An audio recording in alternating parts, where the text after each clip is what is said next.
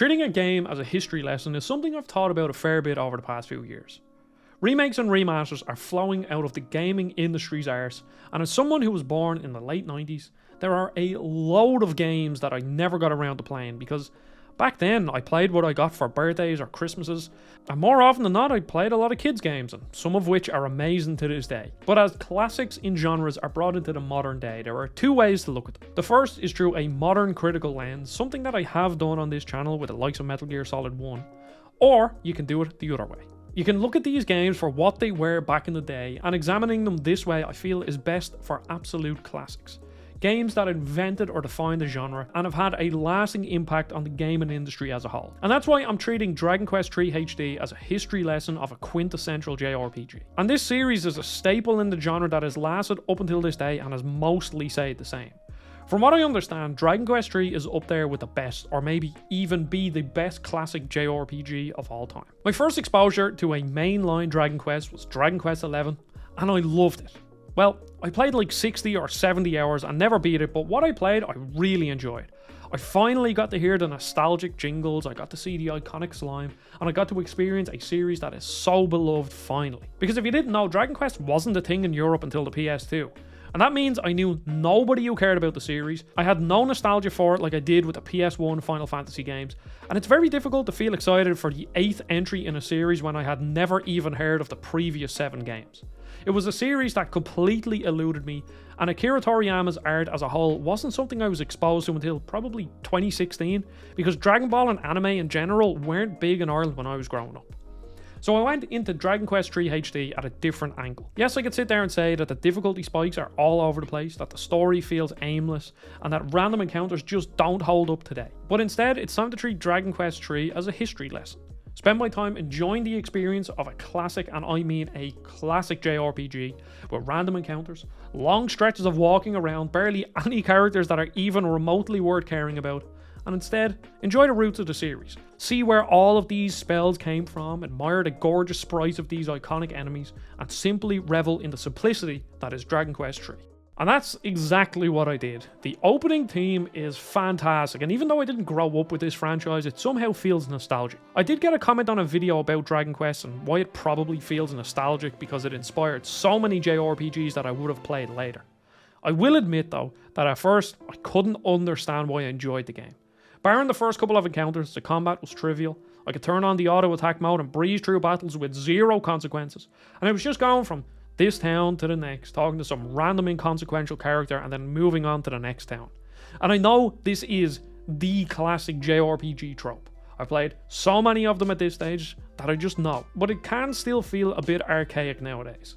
And even though this was all going on in my head, I couldn't put the game down.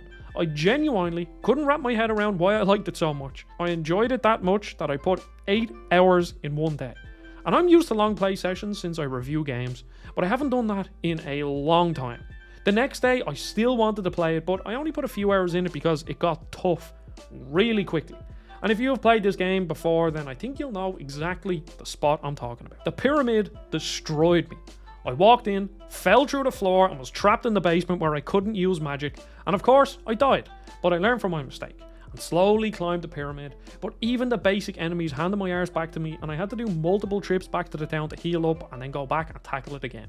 This dungeon was a reminder that the story of classic JRPGs is in the ones we create as we go along on the adventure.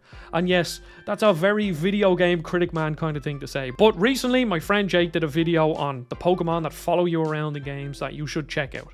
But he talks about dramatization and how we all have unique story experiences in the likes of Pokemon because of the choices that we make with our party composition, and I felt it here in Dragon Quest III. The actual narrative of Dragon Quest III is sparse.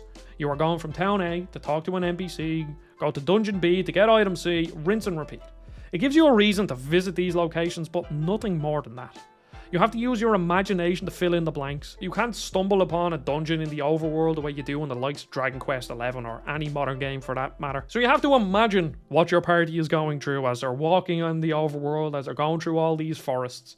And I felt the same when I played the Final Fantasy I Pixel Remaster last year. Here in Dragon Quest III, the story is the one I make in my head, and it's one that is kind of nostalgic, and you have to almost transport yourself back to when these games came out, and maybe if you played these games as a kid, you would tell these stories stories to your friends in school or on the playground or whatever back in the day. This pyramid is the perfect example of that, because I could see myself, if I played this game when I was a kid, going into school and telling my friends all about this adventure that I had in this game. And obviously, we're all using our imaginations to fill in the blanks, but that's just what these games were back in the day. I could tell them about the secrets I found in the pyramid, or the tough enemies, or strategies to kill this enemy, or strategies to fight this boss. And I could also tell them about my experience of trying to get out of the pyramid while having two party members that I typically relied on becoming almost useless because magic was blocked. And I think that's where the story is, because I would have had a completely different experience if I had used more physical damage dealers in my party, or I would have had an even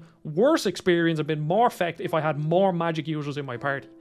And this was the part that clicked with me, and it's the reason why I've stuck with the game since. Now, I'm not playing the original release, so there are some quality of life improvements that I know are making this way more enjoyable than the original game would be nowadays. Initially, I thought the zoom spell was new and they added it to remove all the backtracking with random encounters, but it turns out the original version had this, which is probably one of the first implementations of fast travel system in a game. And when I realised that, I found that it feels like a lot of the lessons learned from Dragon Quest III were implemented in modern open world games. And then I changed my perspective more into treating this like a modern open world game where I just kind of sit back, relax, maybe listen to a podcast, enjoy the journey, and not think too much about the game. Nowadays, when I think of a JRPG, I don't think of something that is almost purely gameplay oriented. I think of a game that gives you loads of cutscenes and these big grand spectacles and loads of dialogue. But because of the systems that were laid out in the early Dragon Quest and Final Fantasy games and a couple other series like that, it meant that eventually they could just be constantly built upon, and then, you know, we get games like Final Fantasy X or Final Fantasy XII, these absolute epic adventures. And somehow, even though it's very primitive, Dragon Quest III HD kind of does feel like a big epic adventure, and obviously you have to fill in the gaps with your imagination, but I think that's just sort of part of playing these older games. The two main quality of life things are the quest log and quest markers, and I hate having to look at guides for games, and a lot of older games have that problem of not always being clear on what to do next. And in fairness to Dragon Quest III, most of the time I understood where I needed to go because an NPC told me. But I know that if I put the game down for a few days and went back to it, I wouldn't have a clue what I was doing. But now, there's a quest marker which cuts out aimless wandering around, which is always a nice quality of life improvement. In this year of perspective-driven videos, I've covered a lot of very important games, both to the industry and to me personally. Since I don't have any connection to the Dragon Quest series, I think it would have been quite easy for me to give up on this game because of this reason or another. But instead, a slight shift in perspective and approach made me appreciate this game for what it truly is. It's part of the basis of what one of my favourite genres would flourish into, and I know this was influenced by Ultima and D&D, and then Final Fantasy and Dragon Quest ran alongside each other, and there are probably 500 other games of this time that cemented another feature into this genre and blah blah blah. But it's safe to say that without a game like this, then some of my favourite games of all time, like Pokemon Platinum or Ni no Kuni or Final Fantasy X or insert 50 other games here, wouldn't have existed. There's something so playable about Dragon Quest III nowadays, and it's like comfort food, even for somebody who has no nostalgia for the series. It's the essence of JRPGs boiled down to its purest form, and I can't wait to jump deeper into this series. So, if you have any suggestions on where I should go next, then please let me know in the comments. And if you want to support the channel, then please subscribe or join the memberships. All support is appreciated. Thank you very much for watching, and I'll see you all on the next video.